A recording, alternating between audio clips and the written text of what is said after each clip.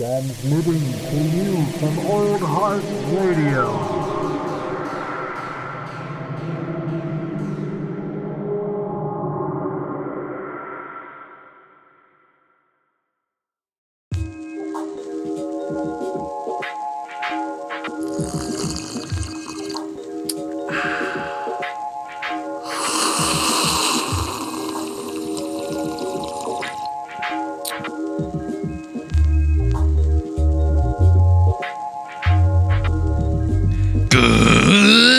Ladies and gentlemen, that's right. This is another episode of Coffee and Contemplation, perhaps your least favorite podcast. I'm your host, Old Heart, aka Jared, aka call me whatever the fuck you want, because I don't really care. I am me, you are you, and we are here together trying to ripen up our coconuts as best we can, because that's what we do on this stupid podcast. We try to understand things we may not understand or didn't know the day before. Most of the time. Sometimes we just follow up on information that may have already been there. Either way, like I said, we're here now. So, buckle up, baby. Today, I want to talk about the riveting subject. Yes, you guessed it. Yo-yos. I just thought it would be the funniest fucking thing to do a podcast about yo-yos. I don't really know why. It just was one of those things that just popped into my mind as soon as I sat down to record something. So here we are. Maybe it's because shoutouts to Berta Savage, my old coworker / homie.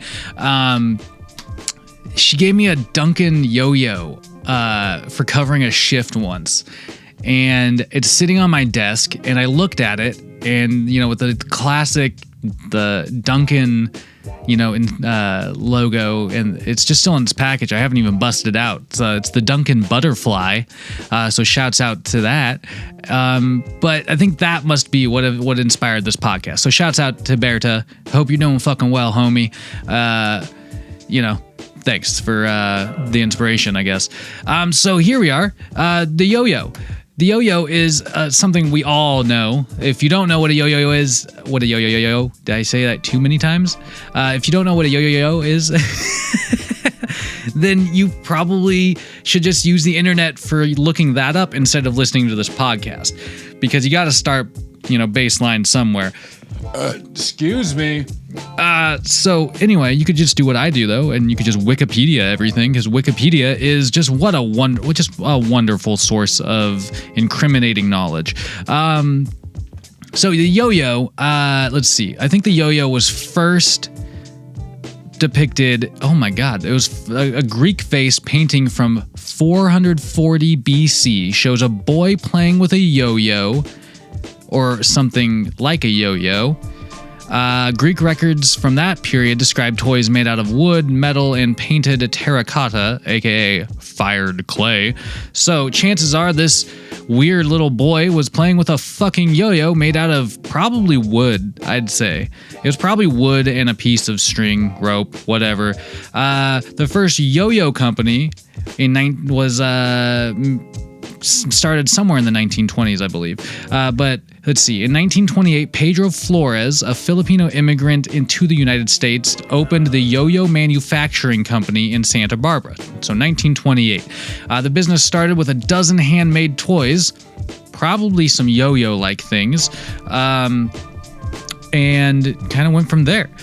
Shortly thereafter, an entrepreneur named Donald F. Duncan recognized the potential of the weird fad that Flores had and the yo-yo company had stumbled upon, and that fad being yo-yos themselves. If you don't know what a yo-yo is, I don't know how to. It's a piece of metal, wood, plastic, tied to a string with a. Okay, let's just yo-yo designs. The string is tied to an axle using a knot.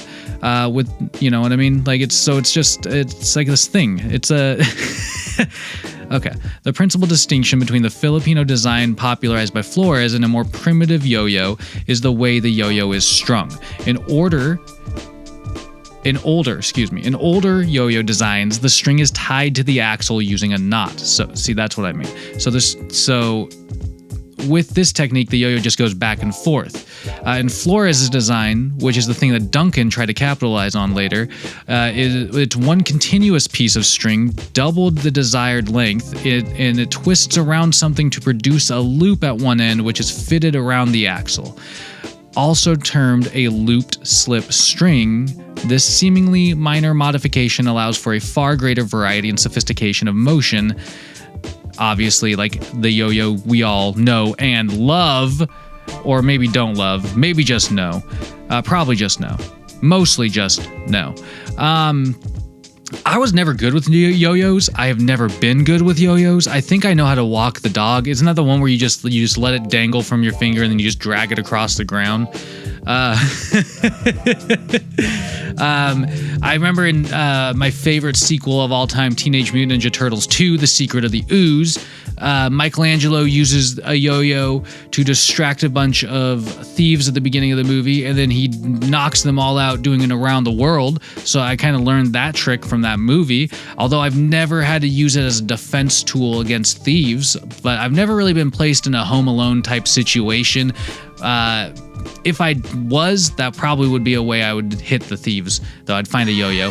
Ah, shit, shoutouts to Welsh Berta Savage for the Duncan inspiration. Shoutouts to Evil L Forever. Shoutouts to Yellow Teeth. Shoutouts to Mooner6. Shoutouts to my co-host Castle Roll. Shoutouts to anybody listening out there. Thanks for listening. I don't know who you are. I don't know where you are. I don't know what you do. I don't know why you spend any modicum of time listening to this podcast, but I appreciate that you do. You're a wonderful person. If you're out there, kudos to you. If you are listening, go check us out on Instagram at Old Heart Radio or on Twitter at Old Heart in Space. Or, don't. Either way. So back to the yo-yo. So yo-yos, like I said, I was never good at yo-yos. I remember when I was a kid, in elementary school, yo-yos, like they had people touring. Like it was a fucking thing. Like they had people touring around showcasing their yo-yo skills. Like they would go and I don't know, like they all seemed super cool. Like it was like they were like the American gladiators for elementary school kids. Like like nothing too violent, but like very colorful, very fucking like crazy, and I don't know, like very low budget. But like seriously, like I remember just being wowed by what people could do with fucking yo-yos. It was, I mean, I don't know, kind of a cool thing. But you say that with relative, like, you gotta say that with, like, it's 2019. Yo-yos, I guess, when I was a kid, seemed like a pretty cool thing. Nowadays, with, like, everything that we have at our fingertips, maybe not the coolest, but still fucking badass, if you ask me. Like, somebody who can still yo-yo, who can, like, yo-yo circles around like anybody, is just, like, I mean, I don't know. Like, it's pretty fucking cool. And it's way cooler than, I think, learning how to, like, create the dankest meme. Learning how to yo-yo super badass is probably cooler in my book.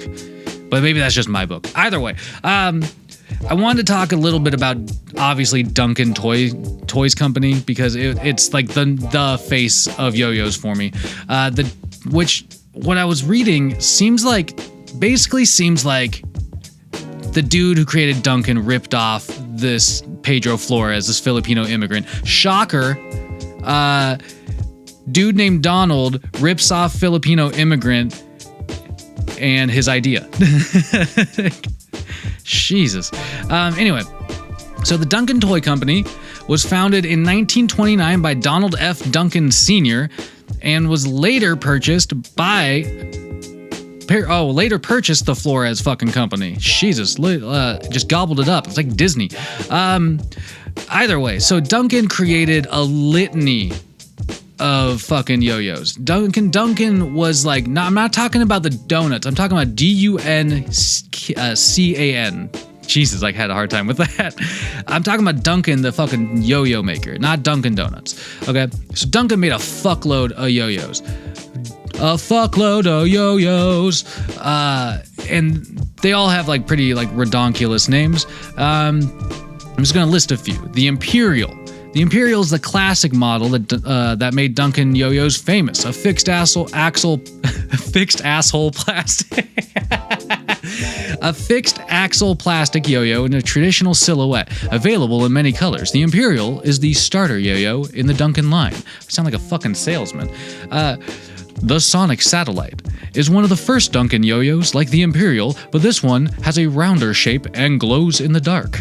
Featuring glows in the dark. The Butterfly, which is the one I think I have.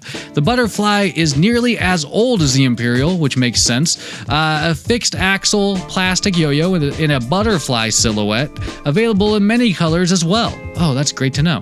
The Bumblebee is a plastic ball-bearing transaxle yo-yo with a modified silhouette. The Bumblebee has a take-apart construction and removable end caps. I don't need to get into all this. There's another one called the Dragonfly. There's one called the Speed Beetle. The Speed Beetle is a plastic take-apart yo-yo. Oh boy. There's the Pro-Yo, the Pro-Fire, the Pro-Fly. There's the Mosquito, which is an undersized plastic take-apart ball-bearing yo-yo intended by Duncan as a budget, quote-unquote, budget entry-level ball-bearing yo-yo. Although equipped with friction stickers, that yo-yo is bullshit. There's also the Flying Monkey, the Throw Monkey, or the Flying Squirrel, the Throw Monkey, and the Flying Panda. Those are all just like the regular yo-yo line. They also have a fucking deluxe yo-yo line. The deluxe models include the Freehand Zero and the Freehand M motherfucking G. Although I don't think the motherfucking's in there. I think that just is the way I speak. Although it's not actually, it's not always how I speak. I told my mom on the phone like not too long ago that she had to realize that I only don't curse when I'm talking to her. So right now, I'm just cursing a lot, and this has nothing to do with the podcast. Anyway, back to yo-yos. There's also like a handful of discontinued models like the Avenger, the Metal Zero. There's the Screamin' Eagle line, the Duncan Elite line with unresponsive yo-yos. The yo-yos are more expensive because they are higher quality, obviously, and produced in smaller batches. So Duncan, I'm pretty sure, was fucking responsible for all those weird, like, professional yo-yos. The Duncan Professional yo-yo was originally introduced in 1971. In 74, it changed shape. Holy shit. This is what it was. They had 1979, they had the Duncan Yo-Yo Olympics. Oh my god.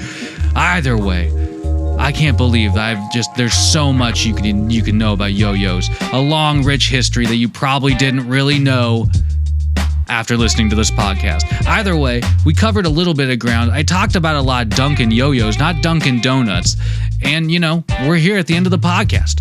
I hope you kind of enjoyed it. I hope you used your brain for good, at least while listening to it. And I hope you go out there and try to do the same. Ripen up your coconut as best you can. And as we are all wondering here at Old Heart Radio, are you keeping your stick on the ice? Because keep your stick on the ice.